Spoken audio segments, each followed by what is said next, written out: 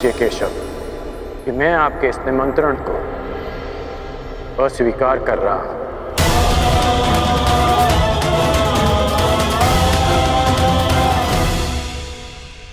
अब वासुदेव, अंगराज थोड़े भावुक हो गए, परंतु आप निश्चिंत रहिए, हस्तिनापुर इस यज्ञ में अवश्य सम्मिलित होगा।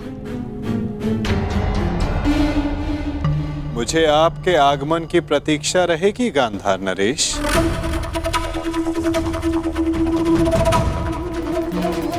और आपके मित्रों की भी।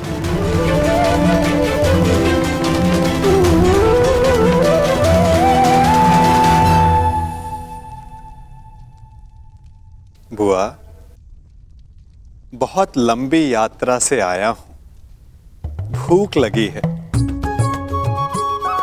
भ्राता भीम ने मुझे बताया था कि आप राजभोग और खीर बड़ी स्वादिष्ट बनाती हैं। भोजन नहीं कराएंगी?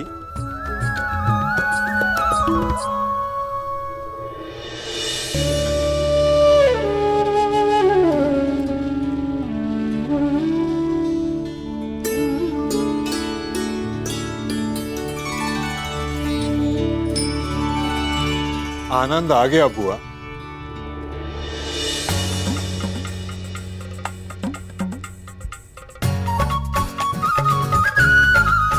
मार्ग में बहुत थक गया था बुआ, परंतु इतना स्वादिष्ट भोजन करके मानो जैसे मेरी थकान कहीं उड़ गई हो। और ये खीर,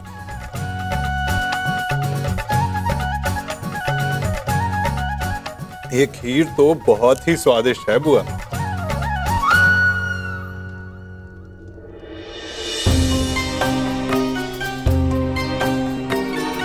क्या हुआ बुआ? आप प्रसन्न नहीं हैं? आपके पुत्र राजसूय यज्ञ करने जा रहे हैं। आप अपने पांचों पुत्र से मिलने वाली हैं बुआ।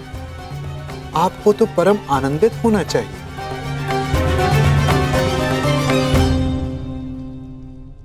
हाँ कृष्ण, बस एक ही दुख है, मेरा ज्येष्ठ पुत्र प्रायोजन में सम्मिलित नहीं हो पाएगा। कान्हा, ऐसा क्या है जो तुम्हारे बस में नहीं? क्या तुम कर्ण को इंद्रप्रस्थ ले आ सकते हो?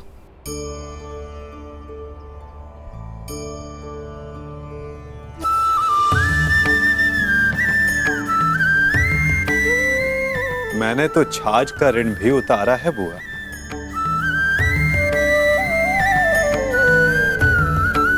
और आपने इतनी मीठी खीर खिलाई है तो प्रयास अवश्य करूंगा कि इसका ऋण भी उतार सकूं। आपका ज्येष्ठ पुत्र अपने पांचों अनुजों के साथ इस राजसूय यज्ञ के आयोजन में सम्मिलित हो सके।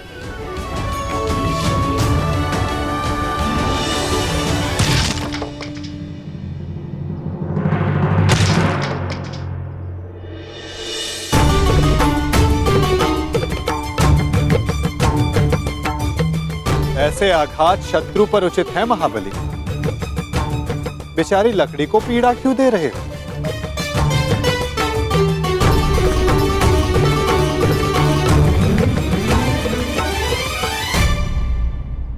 क्योंकि मैं अपने शत्रु पर आघात नहीं कर सकता, इसलिए मैं अपना शोभ इन लकड़ियों पर निकाल रहा हूं।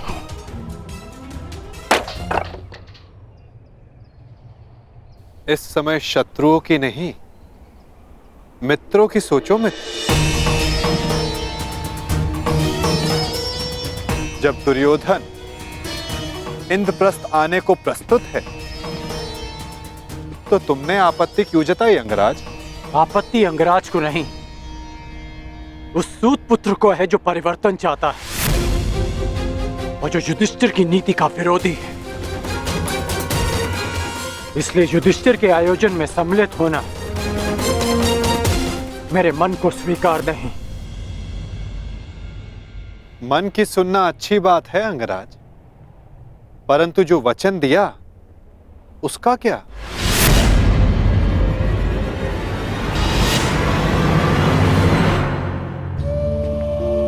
पांडवों की अनुपस्थिति में बुआ कुंती की रक्षा करने का वचन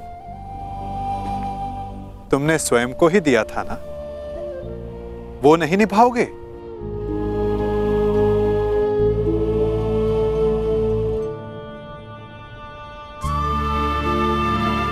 मैंने तो बस तुम्हें तुम्हारा वचन स्मरण करवाया है अंगराज, उसे निभाना है या नहीं ये तुम्हारा निर्णय है, क्योंकि मनुष्य का भविष्य उसके चयन पर निर्भर है।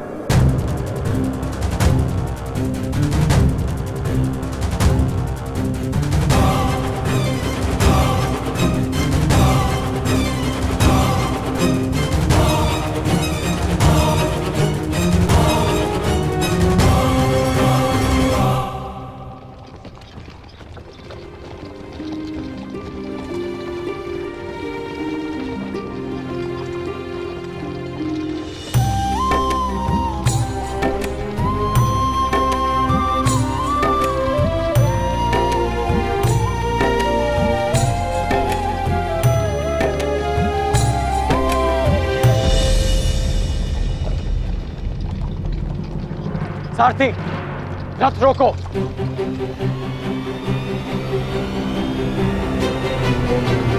त्रिकर्ण, हम यहां क्यों रुके?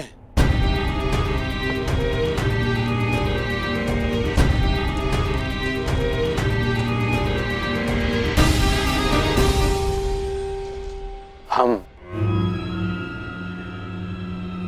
इंद्रप्रस्थ की सीमा पर खड़े हैं मित्र।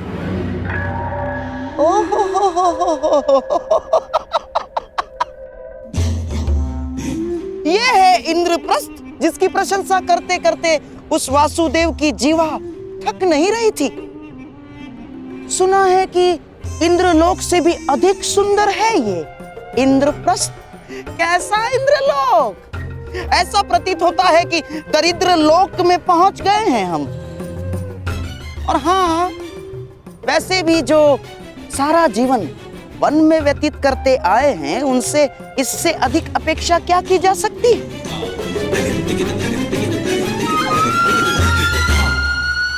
अब तो हस्तिनापुर संदेश भिजवाकर गुप्तचरों को ही बुलाना होगा कि वो जाकर खोजें कि किस गुफा में पांडवों ने अपना साम्राज्य स्थापित किया है। चलो मेरे होने वाले सम्राट, चलो लौट चलते हैं। महाराज को भी इंद्रप्रस्थ की भव्यता के विषय में, सुंदरता के विषय में पता चलना चाहिए ना। आओ। रुकिए गांधार नरेश।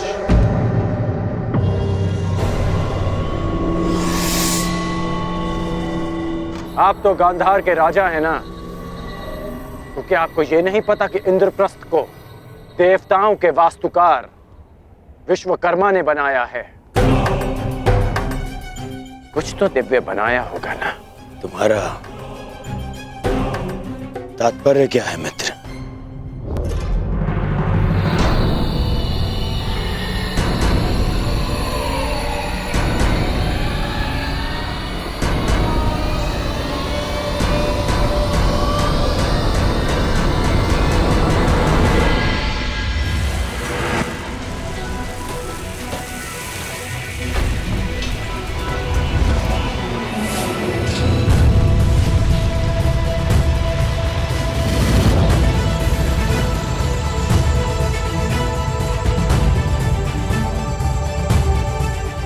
वो रहा इंद्रप्रस्थ मित्र।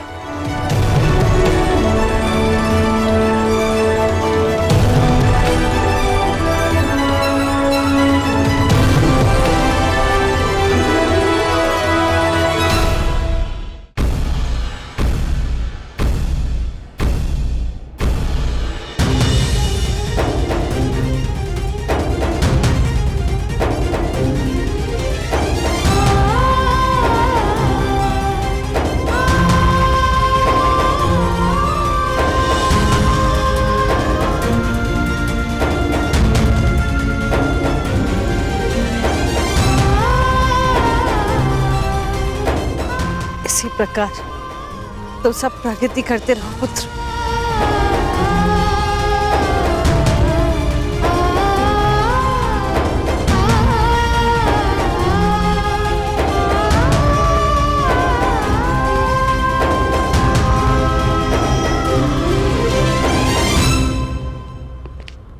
धन्यवाद मित्र, बुआ को अपने साथ लाने के लिए। धन्यवाद स्वीकार नहीं कर सकता वासुदेव। मैं यहाँ केवल अपना वचन निभाने आया हूँ। कारण कुछ भी हो मित्र, परंतु इस समय तुम पांडवों के अतिथि बन ही गए। अब सत्कार तो स्वीकारना पड़ेगा ही।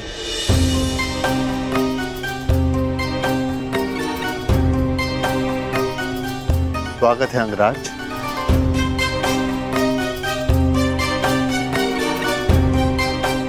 इंद्रप्रस्थ आपका अभिवादन करता है।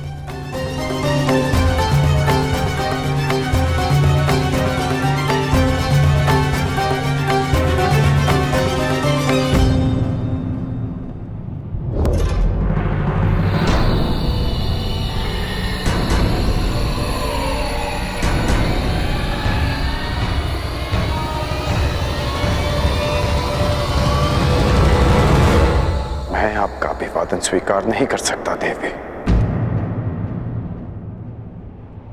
किंतु आप अतिथि हैं, आपका स्वागत अनिवार्य है अंगराज।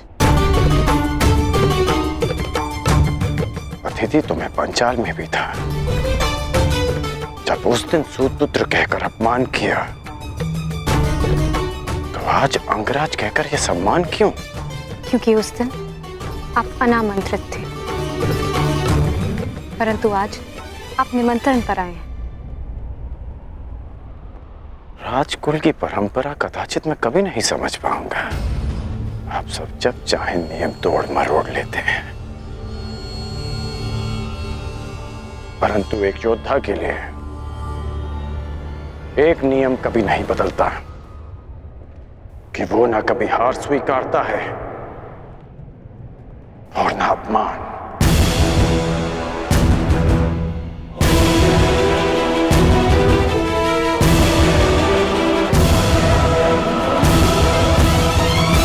वैसे भी मेरी दृष्टि में युधिष्ठिर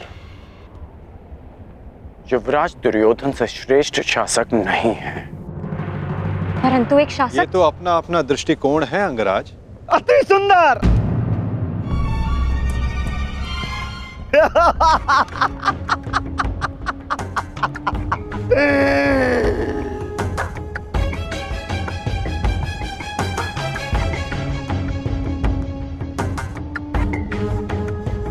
एक से एक महान विभूतियों का जमघट लगा हुआ है यहां पर। एक ये जो बचपन से दान में अधिकार मांगता आया,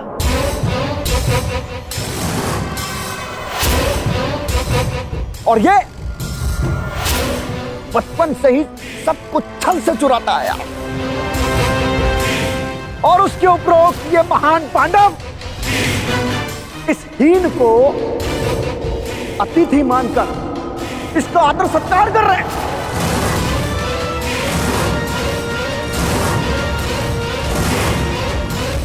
सावधान यदि नरेश। शांत हो जाओ विकोदर। इस समय छेदी नरेश शिशुपाल आपके अतिथि हैं, और अतिथि अतिथि का अपमान करे तो ये राजसूय यज्ञ के फल को निष्फल कर सकता है। परंतु स्मरण रहे शिशुपाल, मैं अतिथि के बंधन में नहीं बंधा हुआ हूं। परंतु मैं छेदी नरेश शिशुपाल सभी बंधनों से मुक्त हूं। तेरे अतिरिक्त मेरा कोई वध नहीं कर सकता। अपने मामा का वध करने वाला रणछोड़, थोड़े बंधन में तो तू बंधा हुआ है।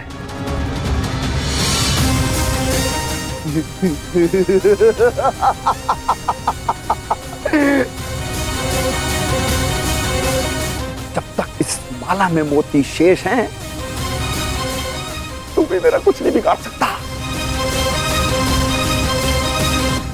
पूरे 100 मोती हैं। छलिया चोर।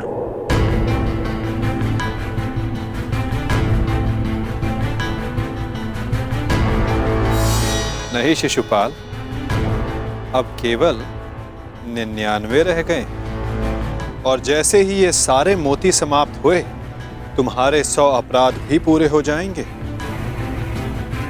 और समाप्त भी।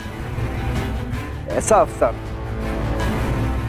मैं तुझे नहीं दूंगा। स्त्रियों के वस्त्र चुराने वाले। शिशुपाल,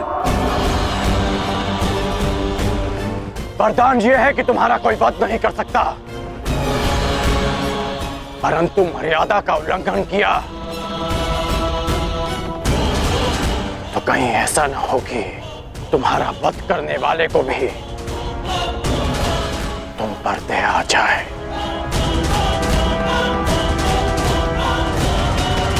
अंगराज, हम यहाँ पांडवों के आनंद में आए हैं।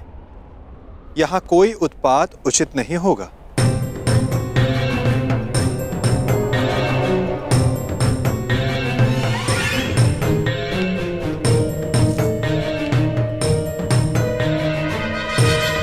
स्वागत स्वीकार करो शिशुपाल।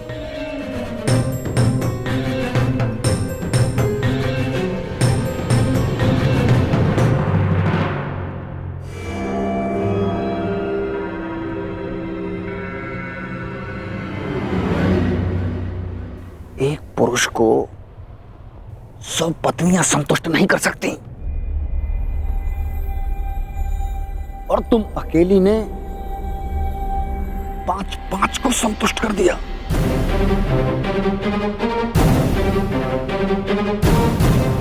अद्भुत।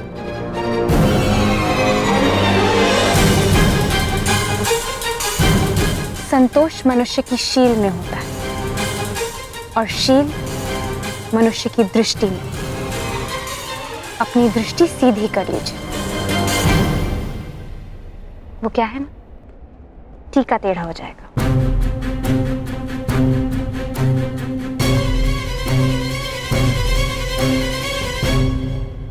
देख रहे हो मेरे होने वाले सम्राट?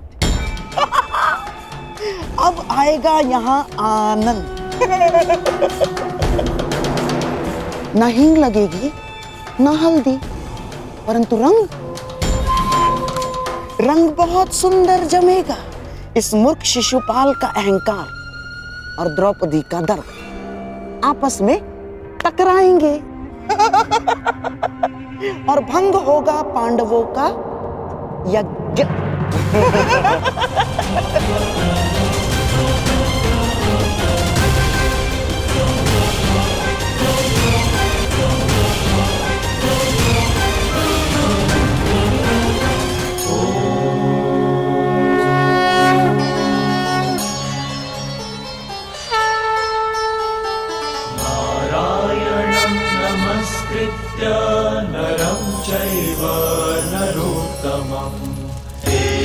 सरस्वतीं व्यासं ततो जयमुदीरये। मामाश्री, जब तक ये कृष्ण यहाँ पे है वो इस यज्ञ को भंग होने नहीं देगा। इसका उत्तर कृष्ण के छल के उत्तर में ही तो ये शिशुपाल नामक फल लाया हूं मैं।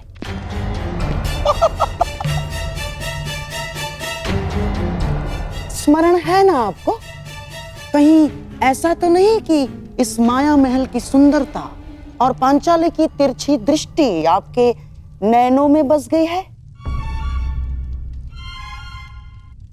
गांधार नरेश, मेरी तिरछी दृष्टि छोड़िए और अपनी तिरछी चाल संभालिए।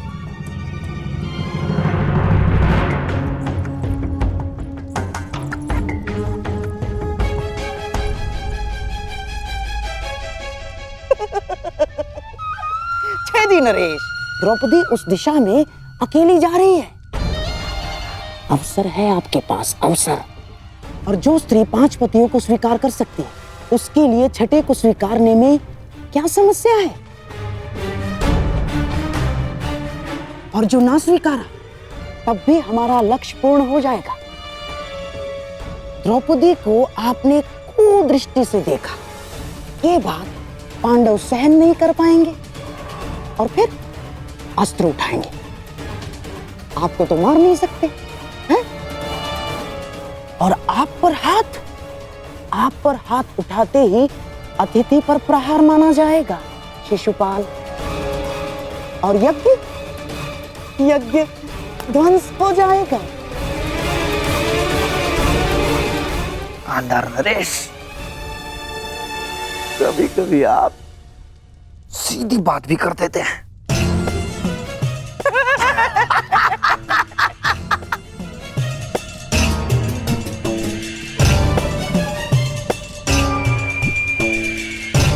आओ मेरे होने वाले सम्राट, अग्नि प्रज्वलित कर दी है। आओ थोड़ा घी भी डाल दें।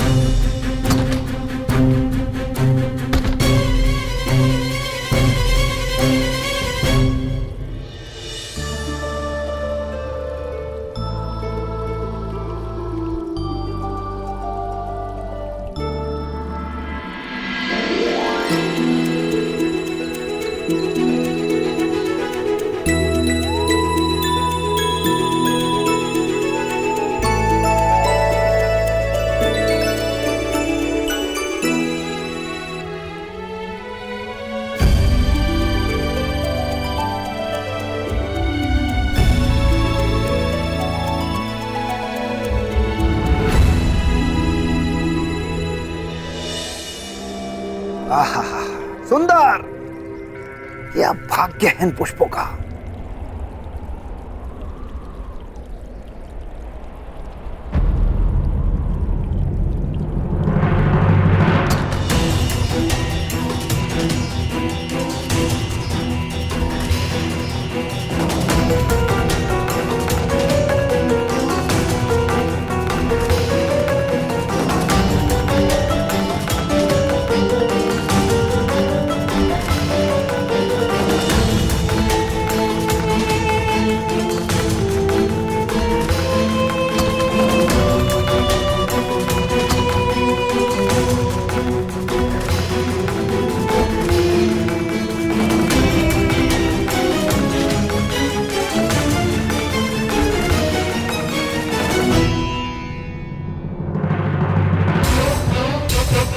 पांडवों का भाग्य इन पुष्पों की भांति जाग गया है। जरा भी जगा दो। अपनी मर्यादा में रहो शिशुपाल। हट! वहां 5 पतियों वाली स्त्री मुझे मर्यादा में रहना सिखाएगी। ये तुम्हें शोभा नहीं देता पंचाली। यदि मेरे 5 पतियों को तुम्हारी इस हरकत का पता चला तो छेदी राज्य नरेश विहीन हो जाएगा।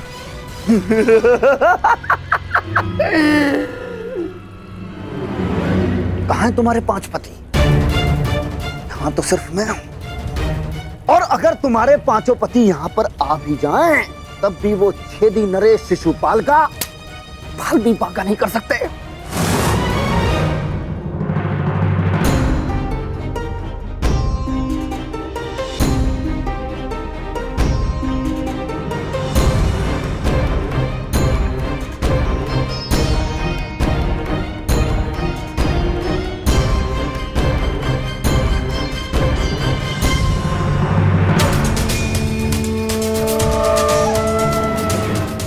अग्निसुता याज्ञ सेनी हूं, भस्म हो जाओगे।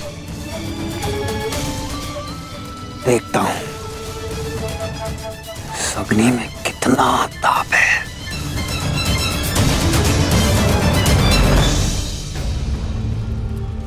महाराज,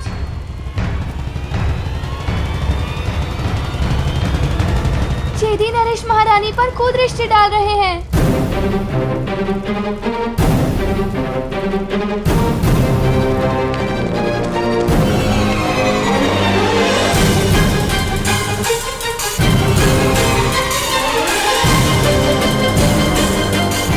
चौसर सज गई है, अब वो 12 और खेल हमारा।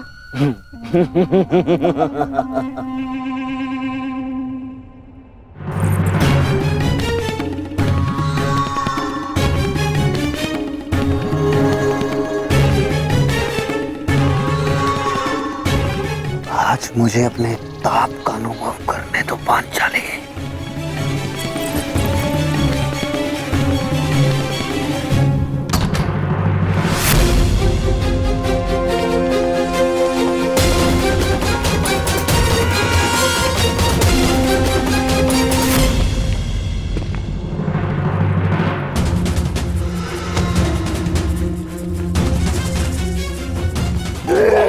छोड़ेंगे नहीं। यही तो मेरी इच्छा है कि वो मुझ पर प्रहार करें और उनका यज्ञ भंग हो जाए।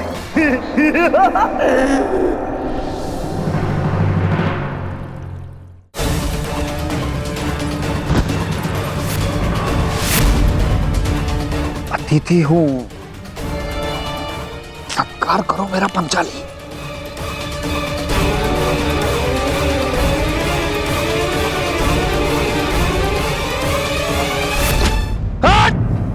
तो हो गया यज्ञ भंग। आ गए कुंती के पुत्र तुम्हें बचाने।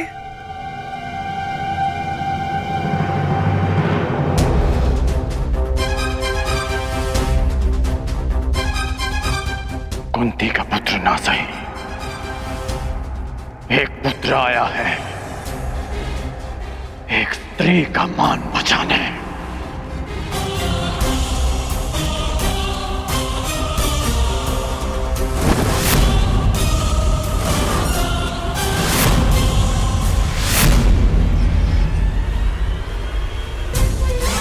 तुमने फिर से एक अतिथि की मर्यादा भंग की शिशुपाल। जब भी कोई शिशुपाल किसी स्त्री का मान भंग करेगा, ये कर्ण उसके मार्ग में बाधा बनेगा। आज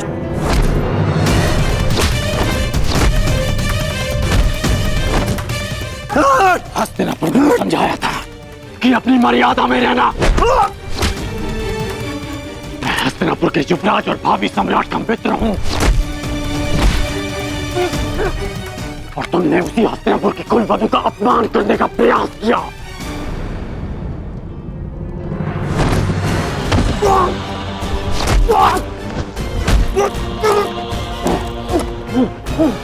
पांडव बंधन में हो सकते हैं, परंतु कर्ण इस समय किसी बंधन में नहीं।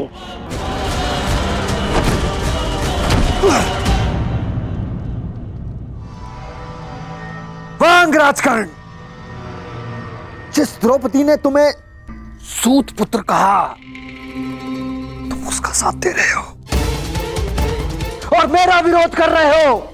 इसलिए क्रोधित हो क्योंकि उसने तुम्हें नहीं स्वीकारा। मैं आज भी कहता हूं, कुछ नहीं बिगड़ा अंगराज।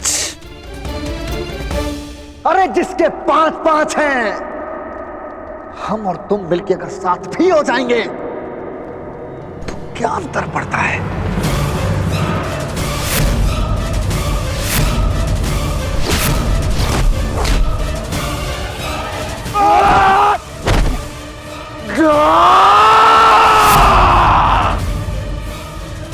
तुम जैसे कुबुद्धियों के लिए इस संसार में कोई स्थान नहीं।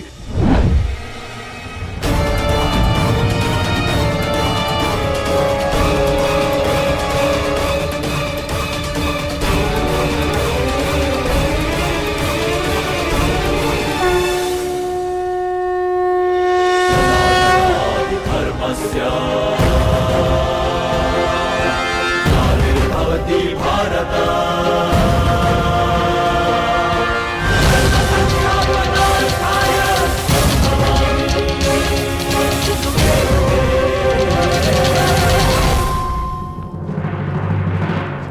यही है वो नीच। आज भले ही यज्ञ भंग हो जाए, परंतु इस नराधम का वध तो निश्चित है। इसके शरीर में इतने बाण फेंकूंगा कि वायु परिवेश का स्थान भी नहीं बचेगा।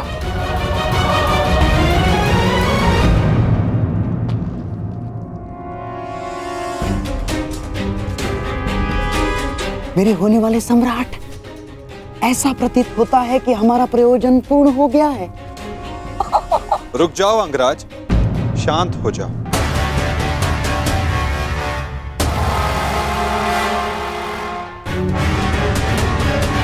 जाने दो इसे। नहीं केशव, नहीं।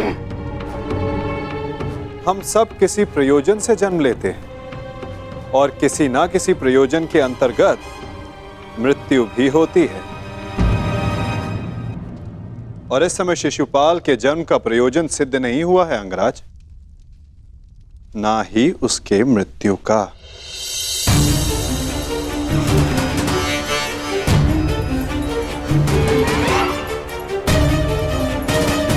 इस समय उसे क्षमा कर देना ही श्रेयस्कर होगा, है ना शिशुपाल?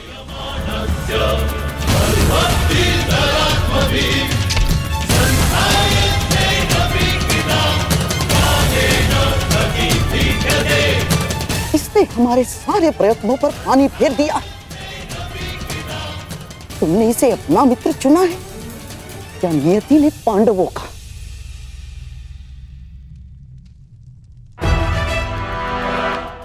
आओ शिशुपाल, उठो। आपके लिए श्रेष्ठ यही होगा कि आप यहां से चले जाए, छेदी न रहे। हाँ, क्योंकि वासुदेव ने अंगराज को तो रोक लिया, रचित मैं ना रुक पाऊं। यही तो मेरी कामना है विकुधर।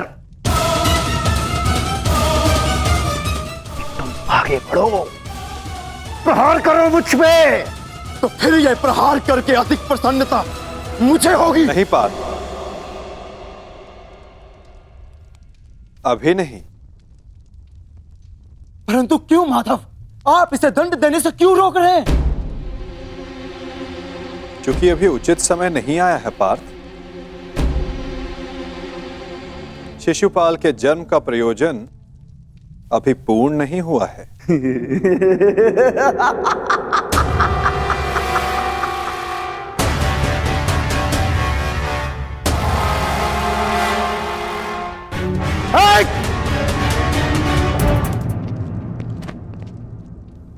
आओ युधिष्ठिर, यज्ञ प्रारंभ करते हैं।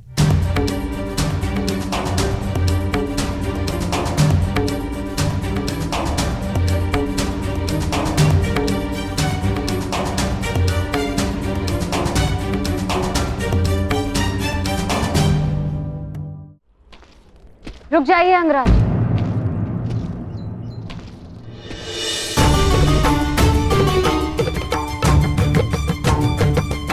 एक प्रश्न है मन में।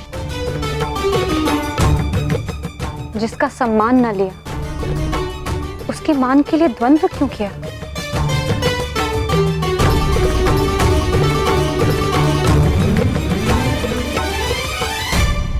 यदि आपके स्थान पर कोई और स्त्री भी होती याज्ञसेनी, तो यह अंगराज उसकी रक्षा भी अवश्य ही करता है, क्योंकि जिसने मुझे जन्म दिया वो भी एक नारी है और हर नारी सदा सम्मान का पात्र होती है।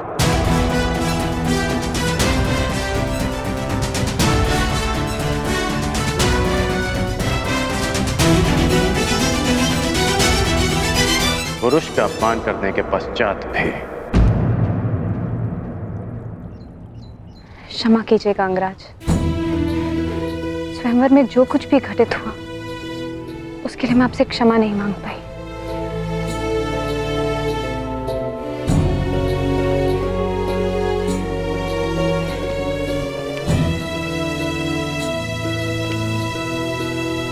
क्षमा उस कर्म के लिए मांगनी चाहिए देवी जिसके परिणाम से खेद हो। क्या सत्य में आपको उस कर्म के परिणाम का पछतावा है? आपको लगता है मुझे खेद नहीं है? नहीं है, आपको खेद नहीं है। खेद और पछतावा दृष्टि में दिख जाते हैं, और आपकी दृष्टि में समझता हूं।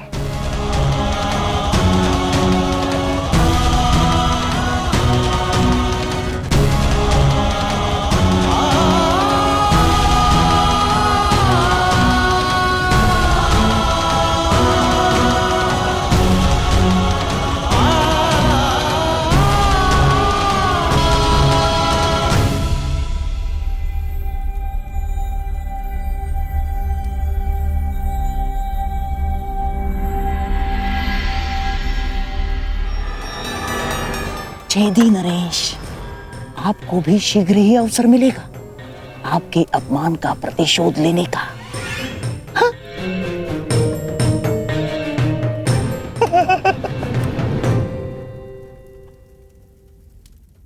अब सारे अतिथि राजा अपनी अपनी भेंट होने वाले सम्राट को प्रस्तुत करें। देखते जाइए छेदी नरेश, हमने भी मनोरंजन का प्रबंध किया है।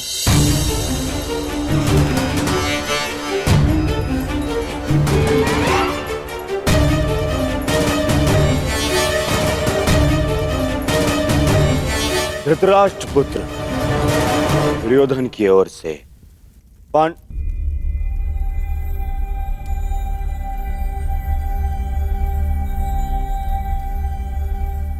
पांडुपुत्र नहीं,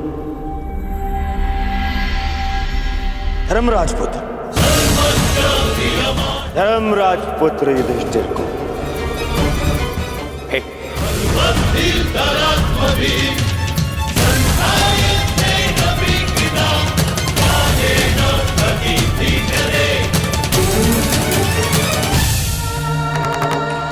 धृतराष्ट्र पुत्र दुर्योधन की ओर से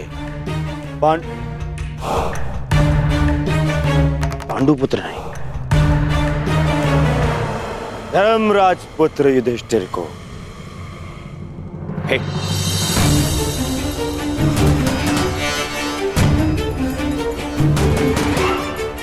धृतराष्ट्र पुत्र दुर्योधन की ओर से पवन पुत्र भीम को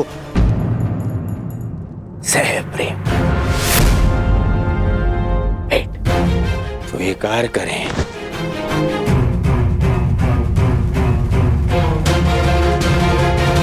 धनुर्धारी अर्जुन, इंद्र के पुत्र,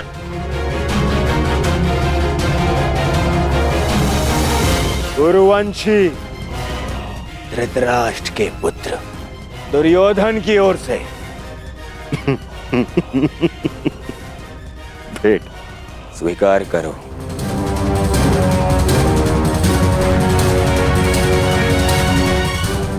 अश्विनी कुमार के पुत्रों को धृतराष्ट्र पुत्र दुर्योधन की ओर से भेंट।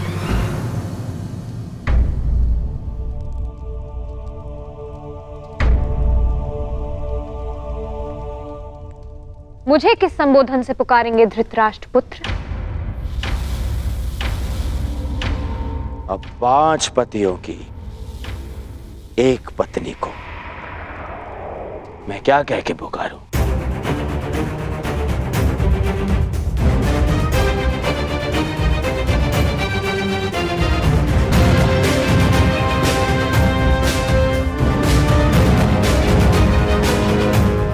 फिर भी तुम्हारा जन्म यज्ञ की अग्नि से हुआ है, तो तुम्हें यज्ञ पुत्री कह सकता हूं।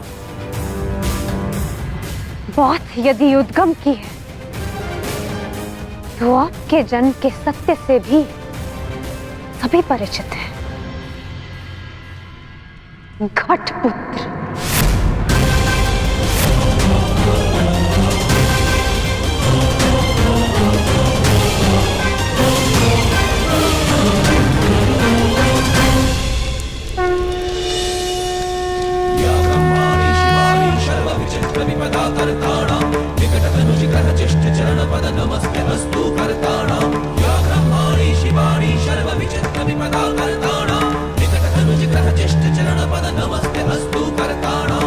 अब राजसूय यज्ञ संपन्न हुआ। अतिथियों के पूजा के बाद ही आप सम्राट सिद्ध होंगे। मैं अग्र पूजा के लिए उन्हें आमंत्रित करना चाहता हूं जो आर्य व्रत के सर्वश्रेष्ठ पुरुष हैं, जिनके कारण ये यज्ञ संपन्न हुआ है, और वो हैं वासुदेव कृष्ण।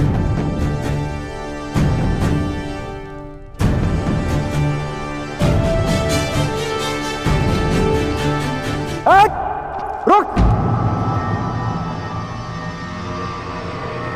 अब समय आ गया है इस यज्ञ के विध्वंस का और शिशुपाल की दुष्टता के प्रारंभ का। समय आ गया है शिशुपाल की धृष्टता के अंत का।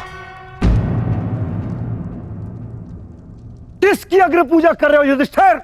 इस कृष्ण की? अग्र पूजा उसकी होती है जो हर क्षेत्र में सर्वश्रेष्ठ हो, हर क्षेत्र में अग्र हो। और ये कृष्ण, ये तो छल करने में अग्र है। मैं इसको सर्वश्रेष्ठ नहीं मानता। शिशुपाल, अग्र पूजा किसकी की जाए, वो यज्ञ के आह्वानकर्ता का अधिकार है। आप अपनी मर्यादा से बाहर जा रहे हैं। निसंदेह।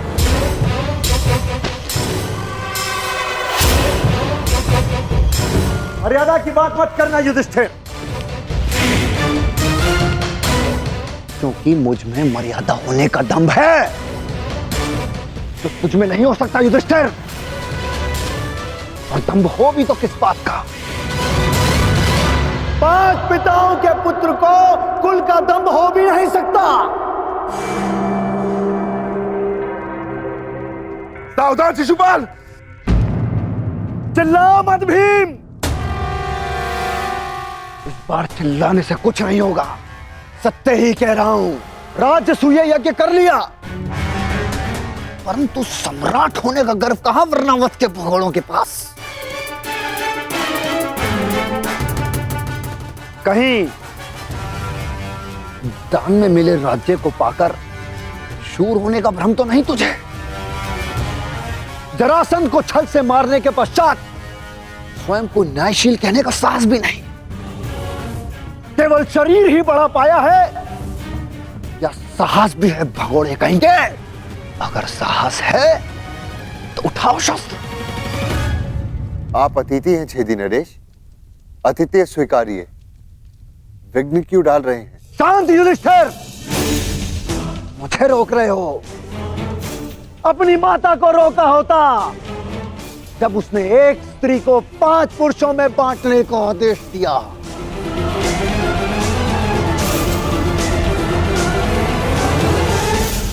स्त्रियों का सम्मान करना सीखो शिशुपाल। ये मत भूलो कि तुम भी एक नारी की कोख से जन्मे हो। ये देखो, श्री कृष्ण वासुदेव बोले, सार का सबसे बड़ा पाखंडी, छली, कामी मुझे सिखाएगा कि किसका अपमान किया जाए, किसका सम्मान।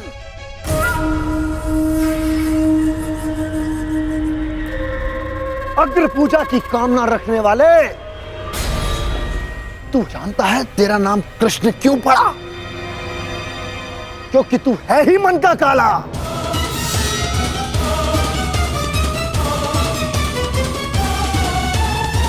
तेरे माता पिता ने तुझे जन्म देते ही इसलिए त्याग कर मथुरा से गोकुल पहुंचाया क्योंकि तेरे पांव देखते ही भाप गए थे कि तू कुलनाशक सिद्ध होगा।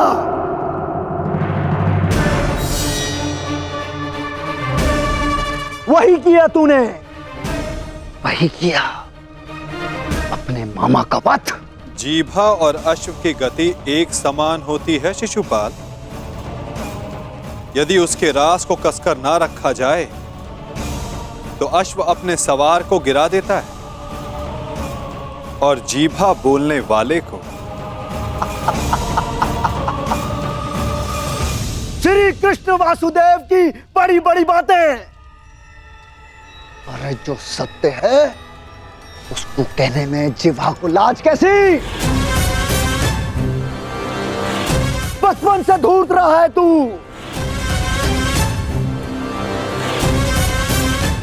सब जानते हैं माखन स्वयं चुराता और आरोप अपने मित्रों पर लगा देता। धूर्त मुझे कहता है कि जीवा पर रास कसूं। तूने जो वृंदावन में रास रचा है वो संसार जानता है। कामी है तू, कामी। प्रेम का झांसा देकर जो स्त्रियों को ताड़ता रहा वो मुझे स्त्रियों का सम्मान करना सिखा रहा है। क्या क्या नहीं किया तूने? स्नान करती स्त्रियों के वस्त्र तूने चुराए। अरे गोकुल की विवाहित महिलाओं को मोहित करके उनका चरित्र पतन तूने किया।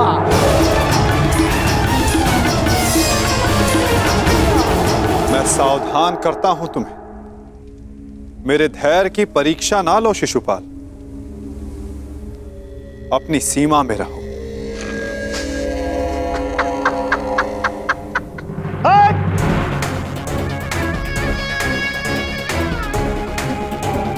धैर्य तो मेरा टूट गया है। उसकी अग्र पूजा होते देखकर जिसने सदा पीठ पीछे से प्रहार किया। कायर है तू, कायर। सीमाएं तो तूने लांघी हैं। छल से रुक्मणी का हरण किया तूने। स्त्रियों का अपहरण करने वाले दुष्ट। तुम्हारे पापों का घड़ा भरता जा रहा है शिशुपाल, सावधान।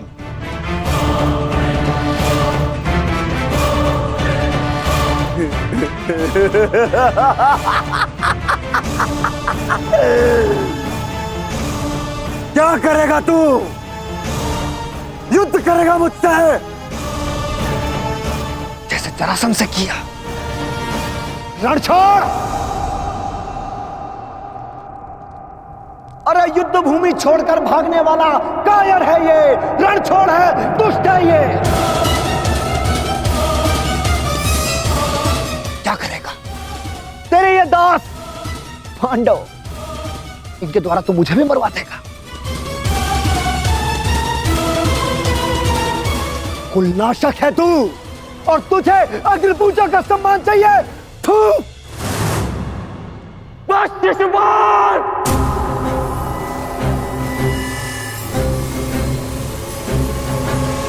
अपनी सीमा को वश में रखो। हट।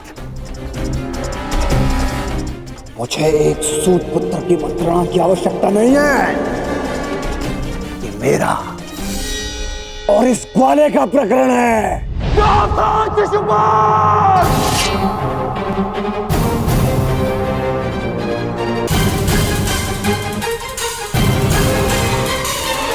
नहीं अंगराज, रुक जाओ। निकाल देने दो छेदी नरेश को अपने मन का मैल। इनका नाश करने के लिए अपना बाण व्यर्थ मत करो। इनकी जीभा स्वयं इनके नाश का कारण बन जाए।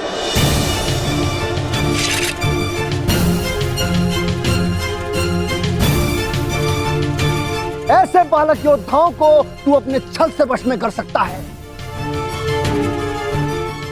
या फिर तेरे इन दास पांडवों को। मेरे जैसे वीर को नहीं।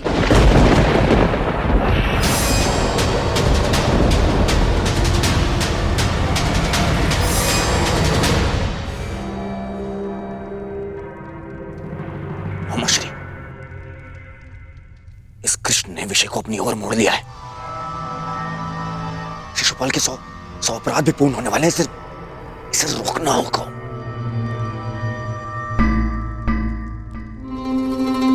शिशुपाल ठहरो। चुप। दूर रहना कायर दुर्योधन। स्वयं से कुछ होता नहीं है और मुझे रोक रहे हो। बैठे रहो अपने मामा को त्रिया पकड़कर। आज इस स्त्री के मान का पाखंड करने वाले को उसका उचित स्थान दिखाकर रहूंगा मैं।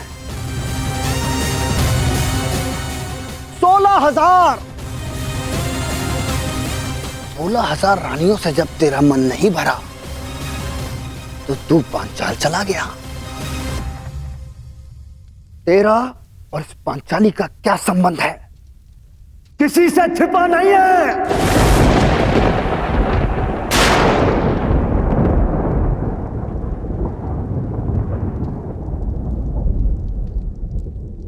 पांचाली का विवाह तूने जानबूझकर इन पांडवों से करवाया, क्योंकि तू जानता है ये मूर्ख कभी तेरा विरोध नहीं करेंगे।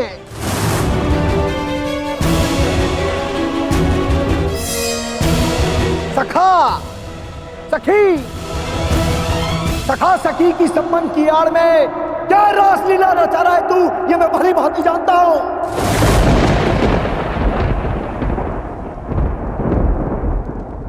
पर स्त्री गमन करने वाला पापी नहीं, महापापी है तू।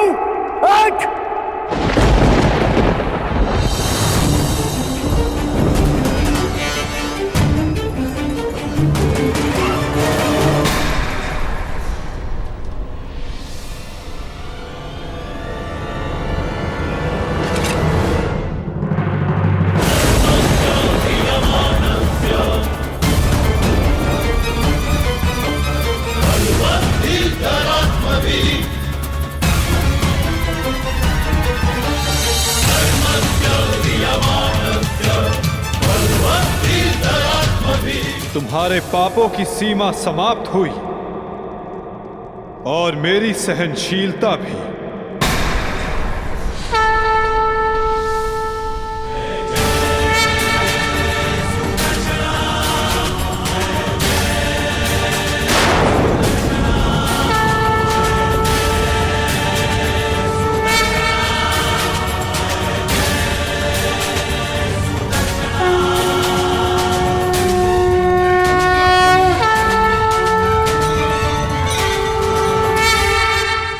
तुम्हारे पापों की सीमा समाप्त हुई और मेरी सहनशीलता भी।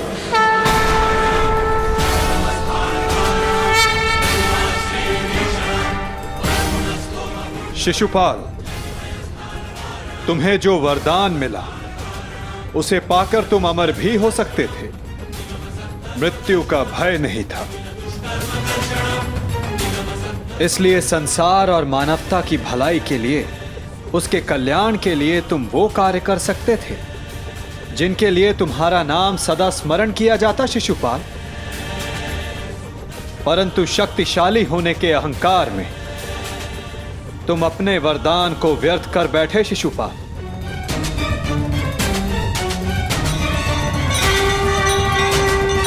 तुमने किसी का प्रेम नहीं लिया शिशुपाल, केवल श्राप लिया।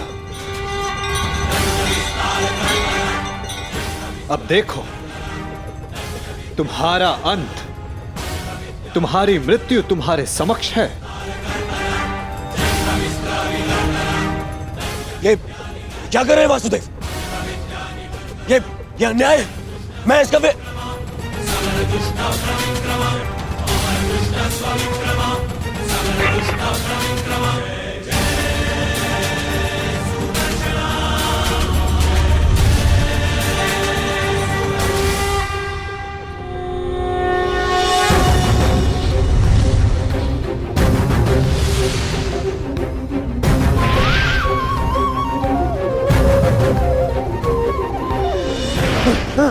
दुर्योधन बचा लीजिए।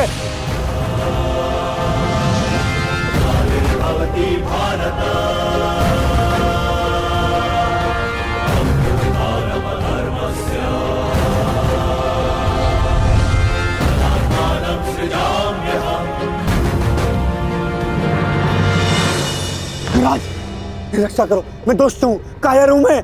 क्षमा चाहता हूँ, मेरी रक्षा करो। नहीं, तुम केवल एक अपराधी हो जिसे बार बार सावधान करने के पश्चात भी वो नहीं माना। तुमने न केवल एक अतिथि की मर्यादा भंग की, अपितु एक स्त्री के सम्मान पर भी प्रहार किया। तुम्हारी सहायता करना एक अपराध है जो मैं नहीं करूंगा।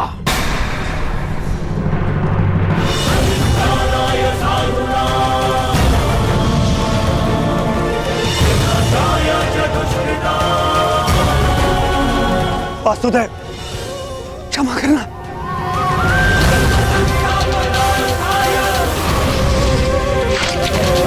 शिशुपाल,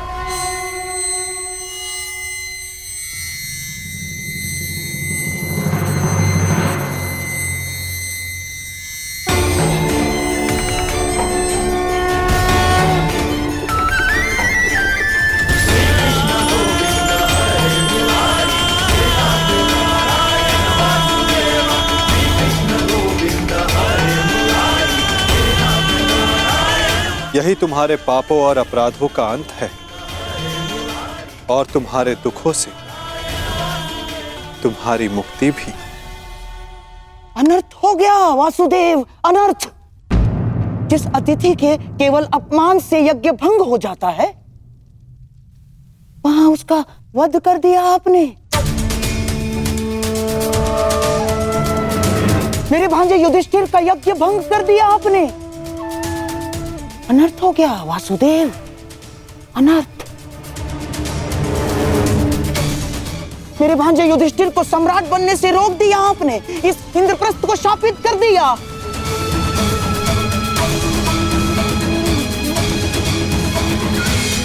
मामा श्री उचित कह रहे हैं। ये यज्ञ भंग हो गया। नहीं दुर्योधन, प्रथम आतिथ्य ने अतिथि का वध नहीं किया।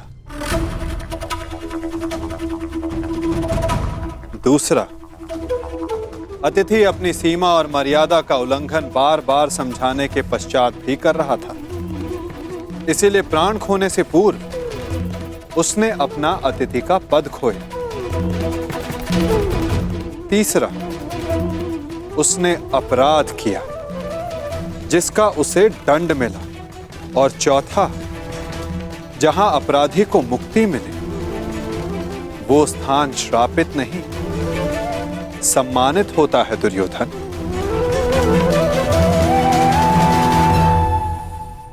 विश्वास ना हो तो अपने मित्र अंगराज से पूछ लो।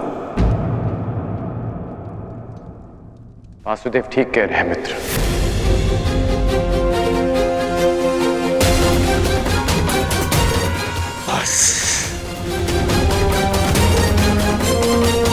मित्र शांत हो जाओ। इस समय तुमने कुछ कहा या किया वो तुम्हारे विरुद्ध जाएगा। मित्र, तुम हस्तिनापुर के प्रतिनिधि हो। तुम्हारी एक भूल हस्तिनापुर का गौरव सदा के लिए नष्ट कर देगी। शांत हो जाओ मित्र। नहीं! मैं शांत नहीं रहूंगा। यहाँ एक अतिथि की मर्यादा को भंग किया गया है। अब मैं इस स्थल पर एक क्षण नहीं रुकूंगा।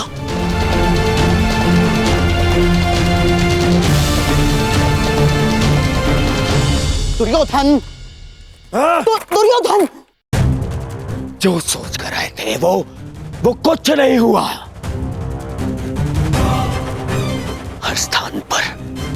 हर स्थान पर हमें छलने के लिए प्रयोजन किए गए। मुझे तो ये समझ में नहीं आता कि हम यहाँ आए हैं क्यों थे। चलिए मामाश्री।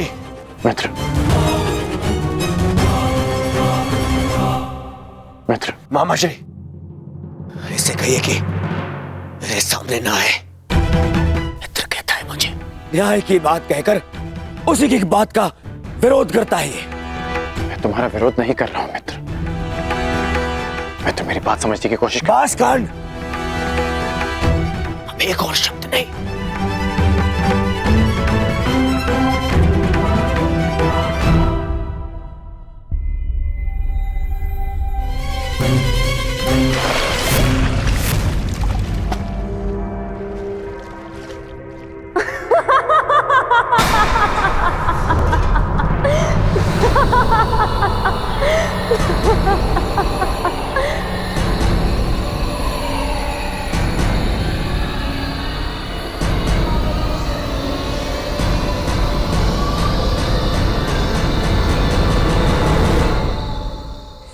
की उनके पिता से तुलना करने वाला स्वयं भूल बैठा कि वो किसका पुत्र है।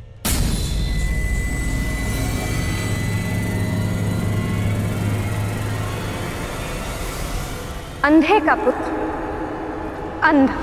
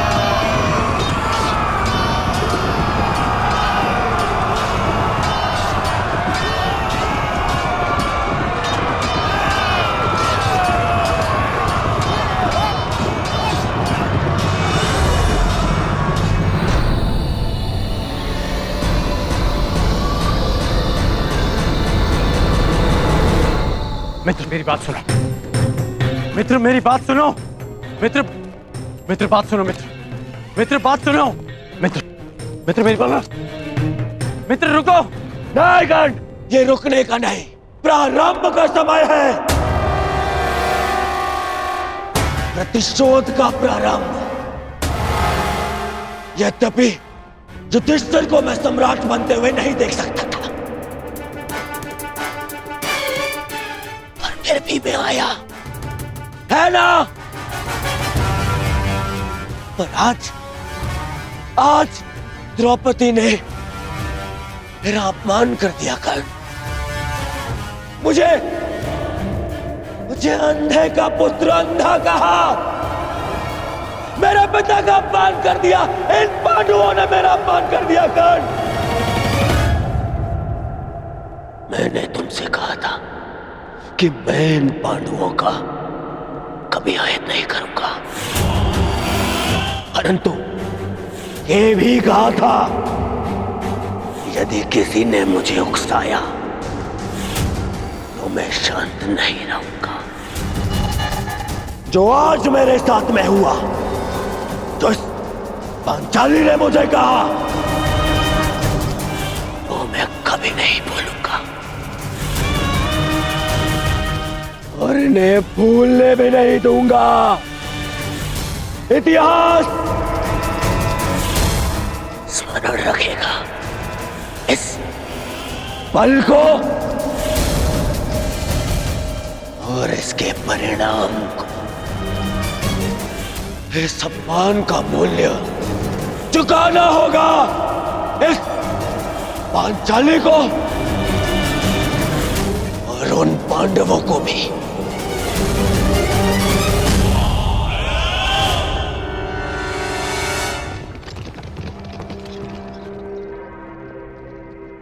अंगराज,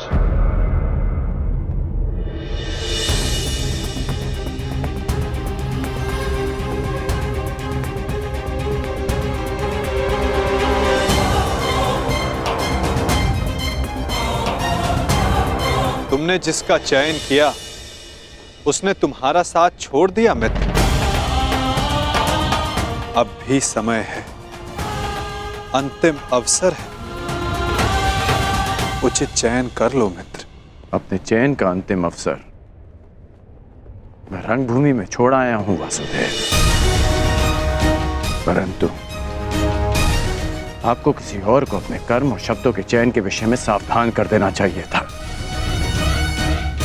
आप ही ने कहा था ना केशव कि प्रत्येक कर्म के अपने परिणाम होते हैं। उसी भांति मुख से निकले प्रत्येक शब्द के भी अपने परिणाम होते हैं। और मुझे भय है कि पांचाली के शब्दों के परिणाम उचित नहीं होंगे।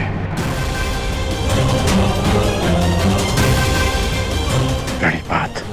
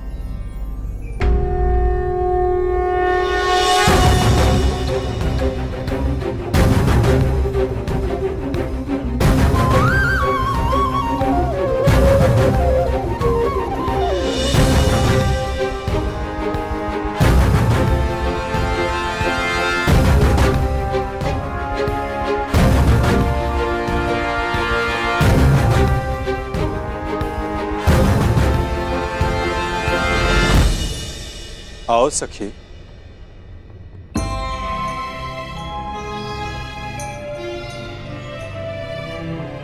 बिना मुझे देखे, बिना कुछ सुने आपने मुझे कैसे पहचान लिया सखा?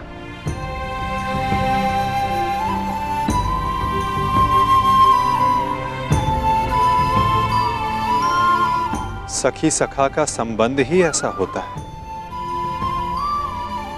एक सुनकर तो परायों को पहचाना जाता है सखी। केवल मन से जिसकी मन की बात जान लो, सखा वही होता है।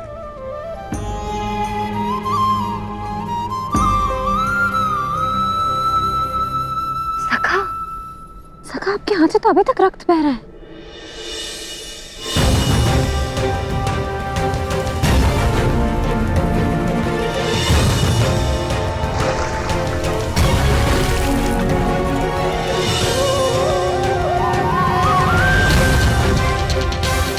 हाँ सखी, कुछ घाव सरलता से नहीं भरते हैं।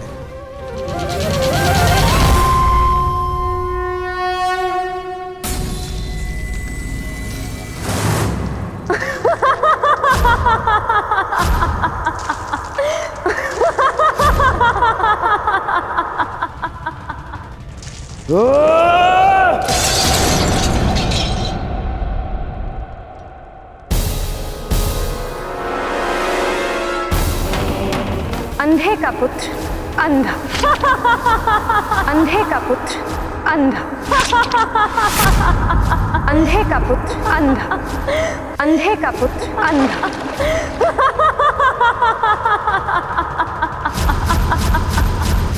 ये क्या कर रहे हो तुम? हट जाओ। मामाश्री, मामाश्री। तो ज्येष्ठ खाता घाव लग जाएगा ज्येष्ठ। तो मैं जानना चाहता हूँ कि ऐसा कौन सा घाव है जो उस घाव से ज्यादा पीड़ा दे सकता है जो पांचाली के वचनों ने मुझे दिया है।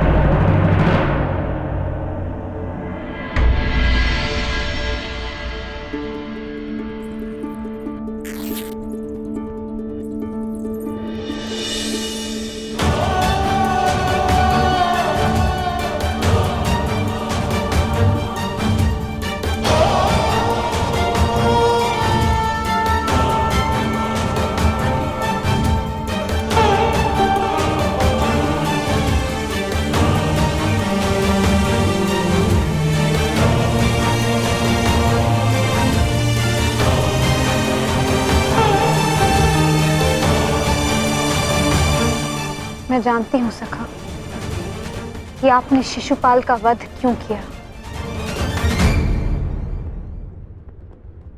इसलिए नहीं क्योंकि उसने आपका अपमान किया, परंतु इसलिए क्योंकि आपने मेरे अपमान का प्रतिशोध लिया।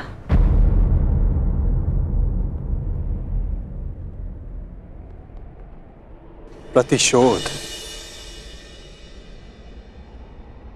सबसे भयंकर अस्त्र है याज्ञसेनी, जो कभी ना भर जाने वाले घाव दे देता है।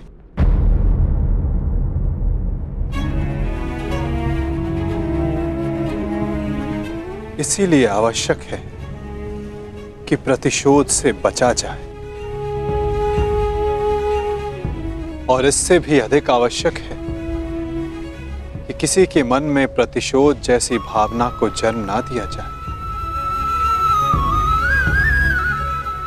क्योंकि प्रतिशोध मनुष्य के विवेक को हर लेता है, भले बुरे की समझ छीन लेता है, नेत्र होते हुए भी मनुष्य को अंधा कर देता है। अंधे का पुत्र अंधा।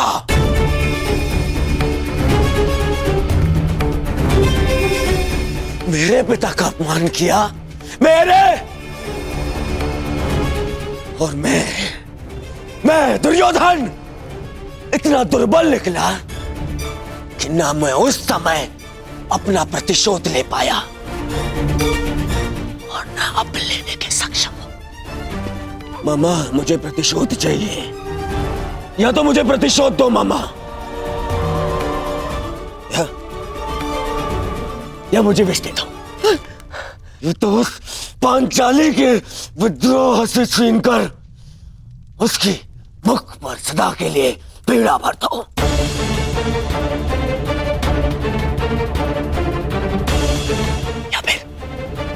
या फिर मेरी आंख और मेरे कंठ में पिघला हुआ लौह डाल दो ना। हाँ, पिघला हुआ लौह डाल दो मामा, क्योंकि मैं केवल इसलिए प्रतिशोध नहीं ले सकता कि मैं सम्राट नहीं हूं, और मेरे पिता मुझे युद्ध की आज्ञा नहीं देंगे। और इस अग्नि में जलने से अच्छा होगा कि मैं अपने चिता में अग्नि लगाऊं और उसमें कूद जाऊं।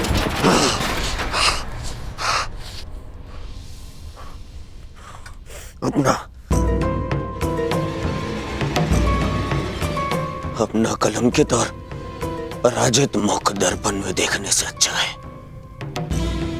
कि मैं अंधा हो जाऊं। रुकिए ज्येष्ठ, मैं आपको ये नहीं करने दूंगा। मैं अपना मानसिक संतुलन खो चुका हूं दुशासन, विक्षिप्त हो चुका हूं, क्योंकि मैं उस पद पर नहीं कि अपना प्रतिशोध ले सकूं।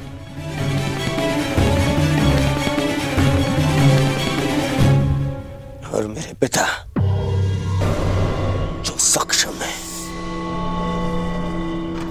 उन्हें मेरे आंसू दिखाई नहीं दे सकते। हे ईश्वर, यदि यही मेरा प्रारब्ध था तो मुझे भी जन्म लेते ही अंधा क्यों नहीं कर दिया तूने? क्यों?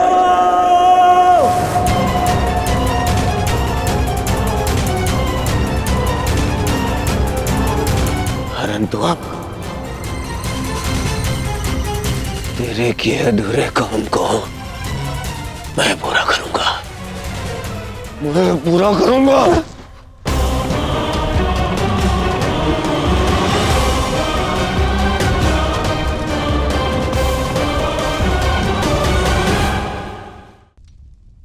बस दुर्योधन,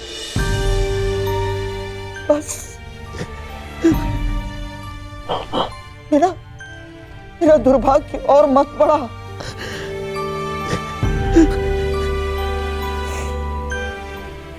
जन्मांध जीजा मिला है मुझे, और बहन ने अपनी दृष्टि पर स्वयं पट्टी बांध ली, और अब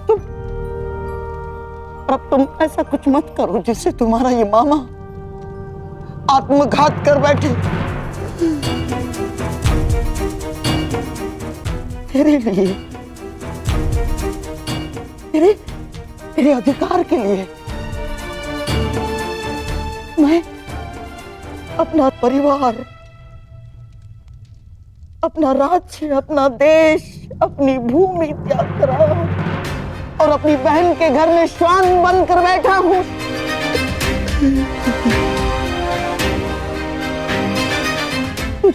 तुझे कुछ हो गया तो तेरे पास कुछ शेष नहीं बचेगा दुर्योधन। टूट जाऊंगा मैं।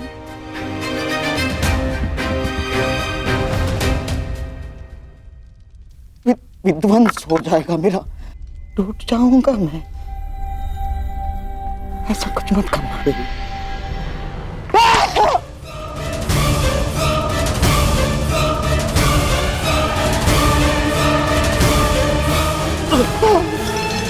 मामा, मामा।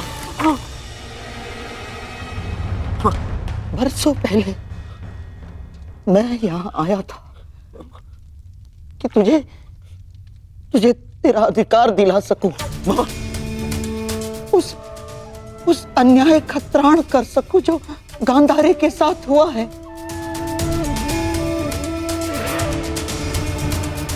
पांडवों के जाने के पश्चात मुझे ऐसा लगा था कि सब कुछ ठीक हो गया, परंतु ऐसा कुछ नहीं हुआ दुर्योधन। ये घाव भरा नहीं है अभी, हरा है, हरा। परंतु अब इस घाव का त्राण मैं पूर्ण करूंगा। परंतु आपके घाव पर पट्टी मामा। नहीं, अब इस घाव पर पट्टी तभी बंधेगी जब तेरा प्रतिशोध पूर्ण हो जाएगा। तेरा मामा होने का ऋण चुकाऊंगा मैं। बहुत बड़े ऋण का भार मेरे कंधों पर तुमने डाल दिया है सखी। कामना यही है कि इस ऋण को चुकाने की कभी आवश्यकता ना पड़े।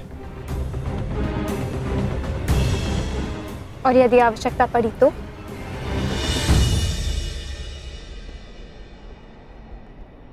तो फिर इस चीर के हर धागे का ऋण 100 गुना करके चुकाएगा तुम्हारा ये सखा।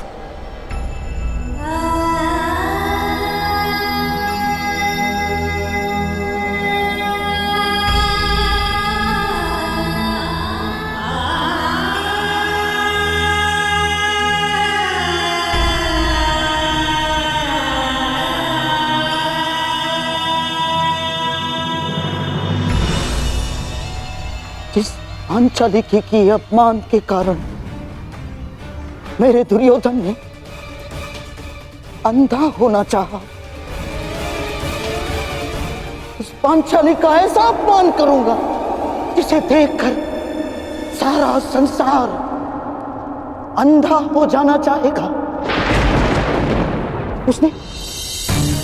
उसने तुम्हारा उपहास किया है ना, तो मैं भी हरी सभा में उसे वस्त्रहीन कर दूंगा। ये मेरा वचन है तुम्हें दुर्योधन। उसने तुम्हें गाली दी है ना, उसके शरीर से एक एक वस्त्र खिंचवा लूंगा मैं, ताकि भरी सभा में पड़ती हजारों दृष्टियां उसे गाली जैसी लगे। भरी सभा में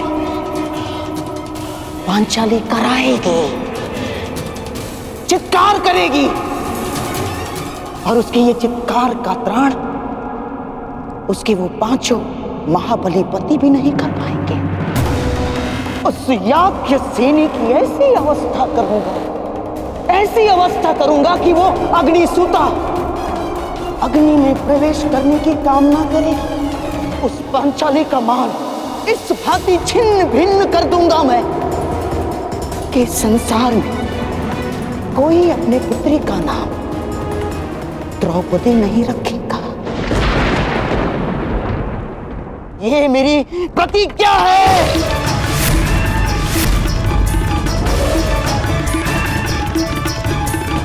कहते हैं युद्ध भूमि में बहा रक्त इतिहास बदलता है, परंतु इस बार इतिहास बदलेगा।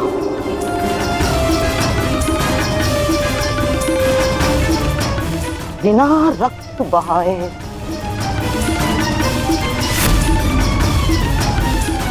और उसे बदलेंगे शकुनी के पास से। संसार की सबसे बड़ी विजय युद्ध भूमि के व्यू में नहीं, चौसर के व्यू में होगी। चौसर के